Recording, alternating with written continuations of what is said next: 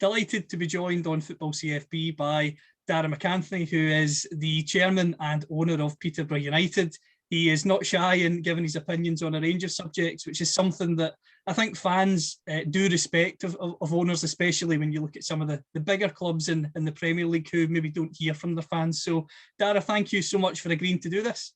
Absolute pleasure, pal. It's been a long time in the making, so glad to do it with you.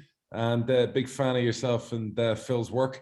And obviously sending my regards out there in sunny California whenever you chat with him next. I will do. The first question I've got for you, it might come across as very simplistic, but it's something that I think is important. Lots of football fans play Football Manager, they play video games, and I think they all think, if I could run my football club for a week, it would be very easy. What are the biggest challenges of owning and running a football club that fans maybe aren't aware of?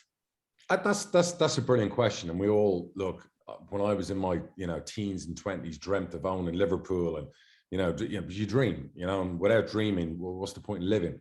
And you always ascertain to have more and more in life. And the one thing I'd say is, as a fan, the things you're not used to dealing with, like I've just had a phone call off the secretary of the club. The previous opponent had a COVID outbreak. We have to test all the players and staff. Then you're waiting to find out, geez, is everyone all right? Are we going to miss a game this weekend? No, everything's fine. And then we get a heads up that our next opponent, Reading at home, have shut down their game this weekend, and our game and Boxing Day could be an issue. You're suddenly like, oh, God almighty, now you're scrambling, and you're thinking Boxing Day, Christmas fixture, all the things, you think as a championship manager, and I played a game, oh, this is really easy. You offer contracts, you do deals, you pick a team, there's so much more that goes into it. I wish it was just about that. Forget the football for a second. There's just so much more outside of just the football team and the transfers and all of that goes into a football club. And it's a community. You got a fan base, and your fan base really are your bosses, and rightly so, because the fans are going to be there long after you're gone. And on Saturday, I got a reminder. I invited a lady and her mom to come to the game, to sit in the director's box. Her mom is 92. She's been a Posh fan since the day they started. And, to see the joy in her face and everything else, it's, priceless, absolutely priceless. And no doubt everything she's been through the last 2 years, worried about COVID and not being able to go. And when you get into your 90s, you're probably thinking, fuck me, any more of this lockdown stuff, I won't be able to go see a football game again. I won't see my family again. And she was one of them balls to the wall, like, no, I want to go see my football team play. So it's not for the faint-hearted, pal, buying a football club. It's a great way, if you want to become a millionaire after being a multimillionaire, buy a football club. This is a great way of going that way. However, the joy in it is unbelievable. When it's good, it's great. And there's highs and lows, there's winning and losing. But I'm very privileged, very fortunate to be in a position to be involved in an industry, particularly in a league where there's only 72 clubs. Okay, you got your 20 in the Premier League, you got non-league, but in our leagues, there are 72 clubs, and I'm lucky to be one of 72 owners. So that's a real privilege and blessed, but a big man upstairs to be in a position to be in football so long. And, 15 years is a long old time in football, and I got involved when I was 29, 30. So I probably look about 60 years old by now, because of it. One of the things that affected every football club, whether you're in the Premier League or non-league, was obviously the pandemic and the fact that seasons in certain divisions ended with points per game. Obviously, the Premier League managed to get restarted. And I know for Peterborough, that was incredibly controversial. You weren't shy in coming forward, which, again, I think fans do respect, because it would be very easy to sort of toe the line and just stay away. How tough was that period of time for you as an owner over the piece? Because, albeit, yes, you wanted to get back playing football, but was there ever a worry that the finances could be so badly affected that you might not get back playing? Because I know so many clubs, obviously we saw Bury and Macclesfield, there was a worry we could lose 6 or 7 clubs. Were you worried at any point that could be you as well? It was horrendous. And yes, people will criticize me for being a very public mouthpiece about playing on and keep going and get back to playing. And I stand by everything I said. I don't know if people know about me, but I'm a real data freak. And I did a lot of study. And I spoke to 3 different doctors, experts in respiratory viruses. And I wanted to know, is this a danger to players playing out? And every one of them was like, no. Athletes outside breathing in the open air, around a respiratory virus, there is no danger you're going to lose an athlete from COVID. And I think since and Sky had me on talks, everyone wanted to talk to me because I was the guy saying, hey, you know, yeah, we don't know enough about this, but we know enough that these sports people aren't going to drop dead, you know, from COVID and playing. And if there's no fans, why can't they play without fans, you know, after the month had gone by? So, and obviously since then I've been proved right. You've seen, you know, how many people in sports have had to leave sports or not in the world anymore due to COVID. So, and I'm not taking COVID lightly. I was of the mind of, like everyone else at the start, geez, I'm going to lose the club, the business. We're all worried about how contagious this is and how deadly it was, because at the time we didn't know the true statistics. Do you know what I mean? What happens, you know, in the different age groups with COVID. So we know so much more now. But then it was basically after the first 6 weeks, right? Plan B mode, plan C mode. Now you got to keep a club going. Now you got to be able to pay wages. You've got no income coming in. You've got nothing on the horizon. The government ain't going to help you out. You know, they don't give a shit about football. You know, they bailed out the national art industry. They bailed out rugby, I believe. They bailed out other industries.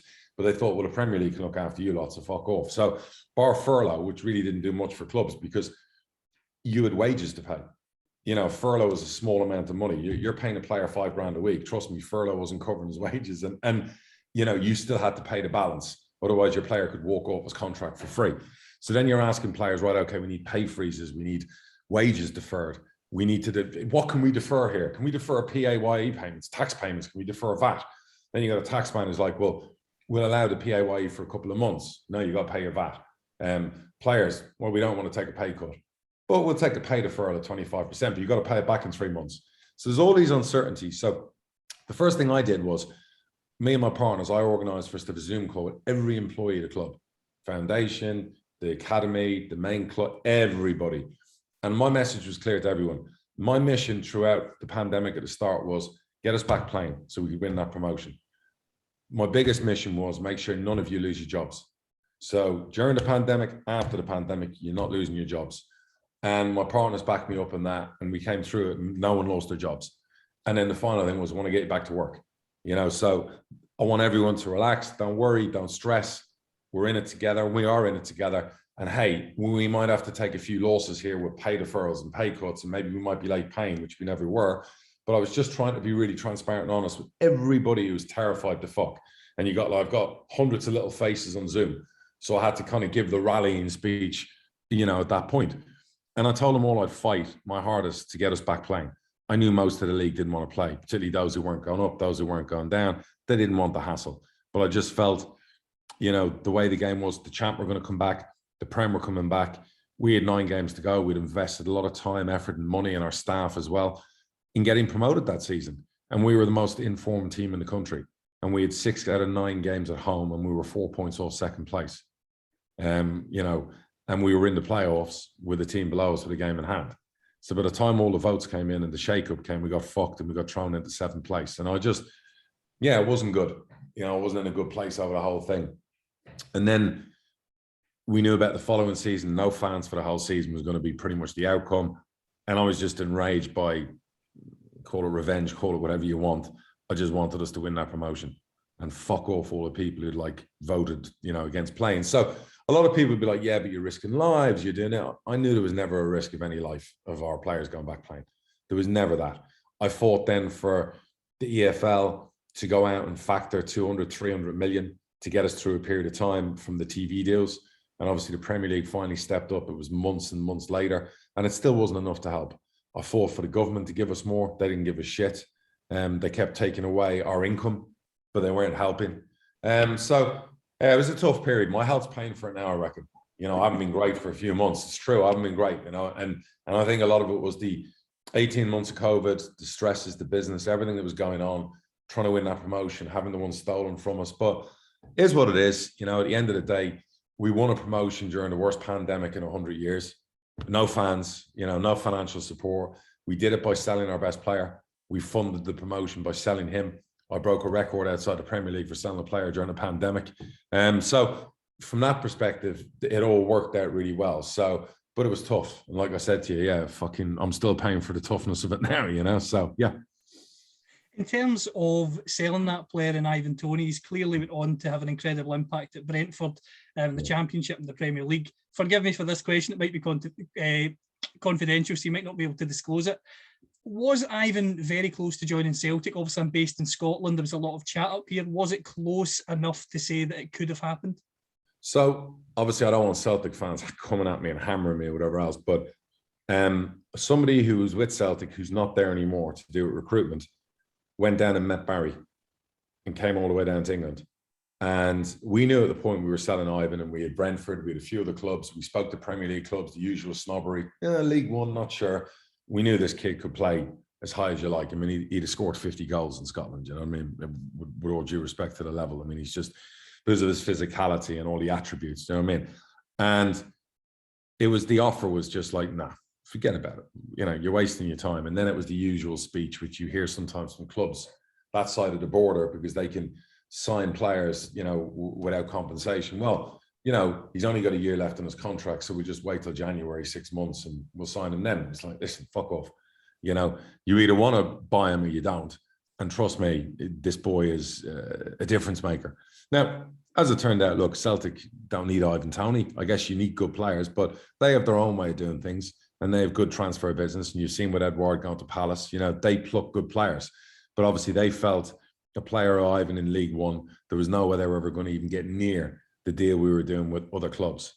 So we left it from there, you know, and that was that. And to be fair, never quite been able to do a deal with Celtic over the years. You know, they came in for Lee Tomlin years ago. You know, it's never quite worked out between us. But hey, we all have our way of doing it. I tried to buy a player from Rangers in the summer, and I had the same issue. You know, I've never really struck it well with Scotland, trying to do business with clubs there. So it's never been a great hunting ground for my recruitment process, you know. And but hey, is what it is, and there's a lot of good players there. Just on the recruitment of the club, you have managed to sell players on for good fees over the years, particularly forward players. I've got the list in front of me. Britt Assombalonga, Ivan Toney, Dwight Gale, obviously Ryan Bennett centre back, Jack Marriott, Connor Washington, Craig McHale-Smith. You think years ago with the likes of Aaron McLean, who was another exceptional player for the football club as well.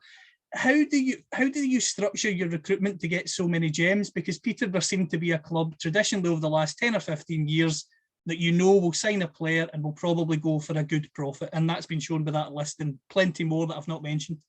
So when I bought the club, I instilled a lot of stuff I did with my own business outside of the club. And that was young and hungry people. I like to go after waifs and strays, the forgotten, the dismissed, people who had talent, but it hadn't been realised. And I kind of took that same way I did it with my real estate business, and I took it into football. And I looked at it and I sat down, I'm very data driven. And I went, well, okay, we're in League Two. What if we went out and got the best player one league below, age 17 to 23, because that's a great age demographic mentally for people to develop and get better. Sometimes when you go above 23, your odds drop on changing bad habits. So I looked at all of it and said, that's how we've got to recruit. We've got to get the best waif strays, dismiss people who've been released by academies, people who've been maybe dumped by your Arsenals, your Uniteds, your Celtics, your Rangers, falling down the system. Now they've got a fire in their belly. If you can find it and ignite it, you know, that they get going again. There was a reason they were in those academies in the first place. They obviously have some technical talent. So there are all those little things that come together. And can we polish a gem who has a wrong attitude or a bad attitude? And can we help them grow up and mature? Because a lot of youngsters, maybe they feel that in the big time when they're in a big academy and they saunter around the place and they get a bit too arrogant and a bit too big, you know, above their station, and then they get released. And sometimes they still have that attitude with them. So you need to like smack it out of them and get them going again. So it's down to us, it's down to the manager, it's down to how we coach the players. Myself and Baz do the recruitment, obviously. We've never changed the way we recruited. And we obviously have a very good hit rate for what we do with young players. And then it's down to the players themselves to buy into everything that we put on the plate for them. You know, they have to go out there and do it. And whether it's a Jack Marriott or an Ivan Toney or a Gale or an Assombalonga or a Lee Tomlin, they have to go out and provide the business. And we hope in the meantime, while they're with us 2 years or 3 years, that we have success. And then they go, and then we use the funds for the club, the infrastructure, and to get a replacement. So now we've slightly tilted and adjusted that, where we've now gone Cat 2 at our youth academy, spent a lot of money, you know, getting us in that position. My partner's played a big part in that. And we're looking at our academy producing some terrific young talent. And we've got a couple of England youngsters that are in the under 20 England teams, and, you know, going to be some players, that's for sure. So we're very excited about marrying up the current transfer policy with the new recruitment way from the academy, improving those players, getting them in the team. We have an under 23 team that got some unbelievably young players. You know, regardless of our results in the champ, we're very, very positive about what's to come. So very excited about it. I've got to ask you about Barry Fry in particular. He's a caricature to some Legend. people and massive Legend. character, but you don't spend the amount of time that he has in football if you don't have an eye for a player, if you don't have the hunger and the desire. What's he like to work with on a daily basis? Because as I say, some people see him as a fun figure and a caricature, but he's much more than that. He has to be if he's been in the game so long. He's brilliant. He's a legend. He's part of my family. At 77, 78, he's like a 30, 40-year-old. He's bubbly. Yeah, there's all the character TV stuff and here's Baz and but no, I mean he's shrewd, he's clever. We work so well together, you know. He could be starting a deal, I'll finish a deal, and vice versa. That's how well in sync we are together and what we do. You know, I was on the phone to him before I spoke to you for an hour about January and about this, and you know that's how we operate as a club. It'll be 2 seconds. So he is, you know, he's inspiring for everyone out there. I mean, if he stopped working tomorrow, I'd hate to think what would happen. His energy is just all from football. His power source comes from being in the game. And there's nobody in football, fans, directors, players, who doesn't know Barry Fry. And his Rolodex, you'd say, from years ago, reaches so far. And that's, you know, he's one of those guys he'll be around forever. I'm pretty sure of it. It's like a scene from Cocoon, the movie, where they're all jumping in the fountain of youth, you know, and he's just that guy, but he's so lovable, unbelievable. Now, in saying that, we've had our rucks and our rounds, but that's healthy. You know, that's what works between us. And yeah, it's just a great system. And yeah, I'm always excited to talk to him, good or bad. Your current manager, of course, is Darren Ferguson. You've worked with Darren on numerous occasions, not something you see all football clubs. How would you describe your working relationship with him through the years? Because clearly there must be something there, again, if he's been back a few times. Yeah, we've been married 3 times now. And, you know, we never broke up because one of us left each other for someone else. And I guess our relationship and our marriage has got stronger over time. And he's always someone, even when we didn't work together, I still spoke to. You know, and had the odd fling with, you know, in between. So, you know, that's how I would like marry it up. It's like that one great love of yours, maybe, that you break up a few times early on, and as you get older and more mature, you understand what makes each other tick. So we're very in unison. He's very underrated. He's a manager who, I said it yesterday, I was on an EFL thing, and I just said that his record over the last 15 years, 5 promotions, an EFL trophy at Wembley, you know, the things he's done, managing in the championship, all the player transfers that we've been involved in together, he doesn't get the credit. And that stands up against a lot of managers outside the Premier League. And he never gets the opportunity at maybe a bigger club, like some other managers who've kind of been flashing the pans. They've never won anything, but they keep getting big job opportunities. So, but he's now very settled. He's very comfortable in his own skin. He's got a lovely family. They're very settled near Peterborough.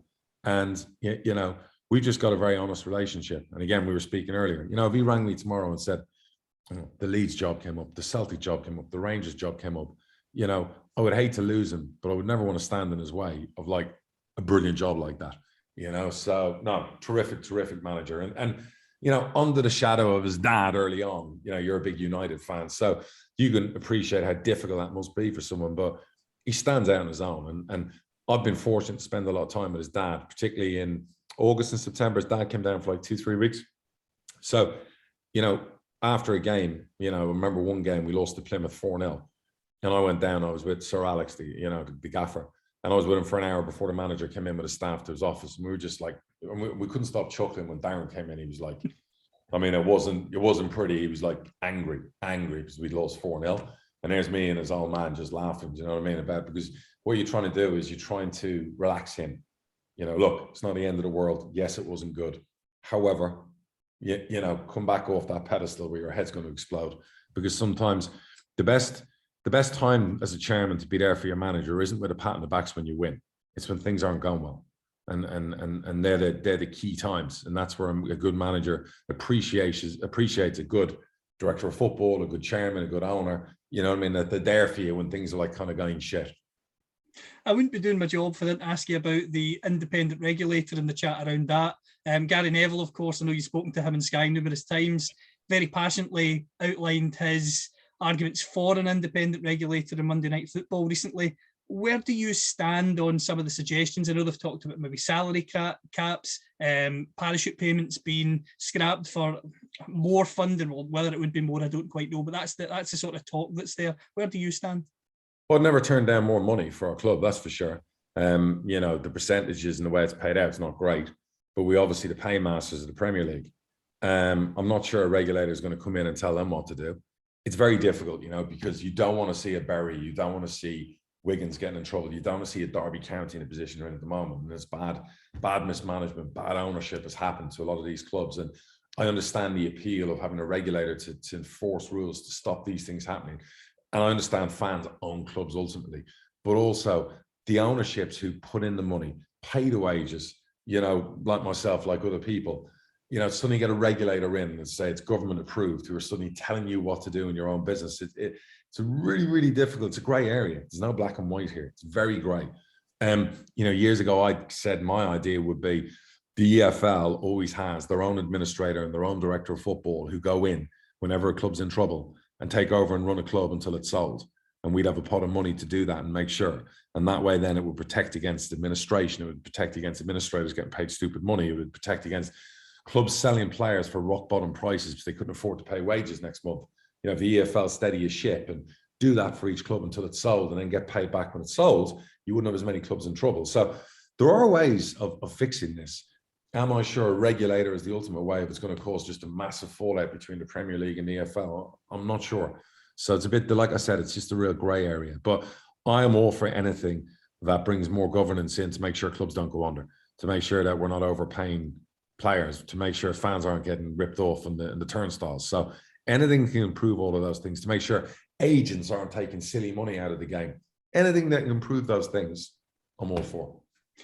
One of the things, obviously, that has been mentioned as part of that, as I said, was a salary cap. Now, I'm just going to give you my opinion on it. I think, personally, you own Peterborough. If you want to put in all of your money, as you've said, and go from multi-millionaire to millionaire, that's your decision, in my opinion. As long as you don't bankrupt the club doing that, you should be allowed to do it. So do you believe that that should be the case, or is a salary cap the inevitable thing in football?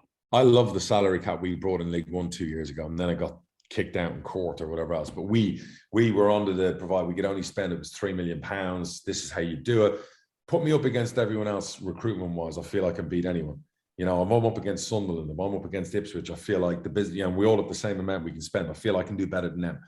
Put me up against a club with 50,000 people coming through the turnstiles every week and being able to offer someone 20 grand a week, and, you know, putting other clubs in jeopardy because they have to overdo it financially. That's why I always like the salary cap. You know, is one of the positive things I liked from America and the NFL. Everyone has, that's your pot, that's what you can spend.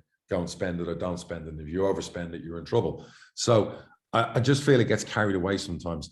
And COVID's taught us that, you know, shit, we got to be careful here. You know, like some of my fans were moaning that we didn't sign experienced players in the summer on 15 grand a week in the championship. Well, you know, the flip side to that is one 15 grand a week player would be like 30% of our wage bill in League One for one player over the age of 30. Do you know how dangerous that is for a football club? So they're not risks I'm willing to take with the future of our football club. I always want to be able to pay our wages. You know, I always want to do things right. So I get people go, well, a Saudi prince or a Russian oligarch or a lottery winner wants to come in and they want to just take the club to the top. Okay, great, no problem. I can't tell you how to run your club, but just tread carefully, you know, and because we don't want that to turn into in 2 years' time, that club has a triple relegation and ends up out of business, you know, so tread carefully when you're doing that. So again, I'm up for anything that will improve the way we operate as an industry. I'm up for anything that can come in to stop other clubs going into trouble and stop clubs getting hit with points tallies. And, you know, you look at the Derby situation where you owe the taxman 30 million, if that's the figure to be believed. And it's horrible. And I hate seeing stuff like that. And I know we're not doing great in the champ position wise, and clubs around us have had points taken off. I don't want to do well in the champ based on other clubs having points deducted. I just think it's wrong. And so again, we have to tread carefully, and we have to do it till in the age of COVID. Now more than ever, we have to be prudent. Absolutely. Last couple of questions I've Sure. got for you. In terms of the future of the club, what do you see in the next 5 years if we can somehow get to a stage where COVID restrictions or regulations can finally go to the side and we can get back to some sort of normal? What do you want to see in the next 5 years or so? You know, I just want to see progress. I want to see growth. You know, I want to see us. We bought our stadium back. You know, we did a lot of things during the pandemic clubs wouldn't do. We won a promotion. We bought our stadium for like 5 million quid. And we created our academy from Cat 3 to Cat 2 by spending 1.7 million on a dome. So we've done all that during COVID. So what I want to see from us is I want to see us eventually move to a new stadium. I want to see us grow our crowd base from, you know, in the Champ at 10 to 15,000. I want to see a new generation of fans. My partners have done a fans initiative through the schools that's creating the next generation of fans. I want our academy to produce the best young English talent that's going to go on and play in the Premier League and hopefully for England, Scotland, Ireland, whoever. And I want to be not the guy who's known as a loudmouth or loved or hated. I want to be the guy who's always run a football club really well. That's my legacy, you know, that regardless of what people think about me, he actually ran his football club really, really well, really responsibly. And hell yeah, there were ups, there were downs, there were promotions, there were relegations, there were cup wins, but you know what? He never missed paying his staff. And that's the one big thing you can say. So that's what I want over the next 5 years. And I want some exciting football. I want goals. You know, I want to see us establish ourselves in this league. I want to see us turn into a top 12 championship football club. And then maybe in 5 years' time, we can have that one lucky Blackpool run or one lucky Huddersfield run and have a shot at the title and look at the promised land, because it's been done by clubs like us. So who's to say you can't do it? Absolutely. And the last question I've got for you, it's been in the press again recently a lot about younger players in the Premier League at these elite academies should maybe consider going on loan more often. What is the reality in your experience? Because again, it's very easy for fans to say so-and-so at Manchester United, Manchester City and Liverpool should go to a Peterborough or a Doncaster, whoever it might be. But the reality is that these clubs still want wages paid and sometimes substantial loan fees. They do, pal. And as you go up the leagues, it gets more expensive. And another rule I wanted to bring in, I stood up in an EFL meeting and said, look, we all have to block out the Premier League here until they agree to the following. We're not going to do any more loans until you agree that in League Two, £700 a week is the maximum we'll pay for your player. You pay their digs. And in League One, £1,500 a week is the maximum. Other than that, we're closed. You ain't sending any more players. And I said, if we all do that through one window, trust me, by the following window, they'll be begging us to take their players because they'll have nowhere to go. Under 23 football is fucking shit, you know, from a standard point of view for these players to develop in the Premier League. It's okay for your 17-year-olds or 18-year-olds, but eventually, after a year of it, your 19 and 20 and 21-year-olds, they got to go out and play in the EFL. They got to go out and earn their spurs. They got to go out and get kicked. They got to go out and get sent off. They got to go out and score goals, make goals. So we've seen so many players in the England team that recent success come from EFL loans, you know, being out there and doing it. So for the Premier League to embrace this and make it better, they have to stand it up and stop trying to charge it. We got quoted in the summer. There was a 19-year-old we went after, and he was on 50 grand a week. And we got quoted 15 grand a week to bring him in. It's like, no. Out of principle, even if I had more money than whoever, no, it's wrong. And what on earth is a 19-year-old doing on 50 grand a week who's never actually played in the Premier League? Like, what are we doing here?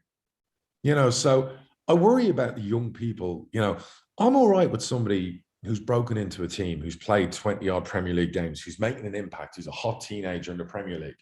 You know, Jude Bellingham. I'm all right with a Jude Bellingham on his 30, 40, 50 grand a week because he's played nearly 100 games already at 18. Absolutely, he deserves it. But if a Jude Bellingham is playing under 23s football and he's never playing like in the first team and he's on 50 grand a week, I'm concerned for him, you know, because what happens with these youngsters, you get too much too soon.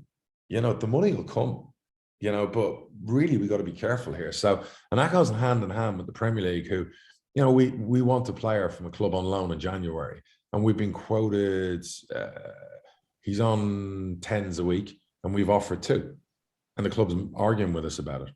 Player's never been out on loan. Never been on loan. So now he can come and play in the Championship and play 25 games from January to the summer.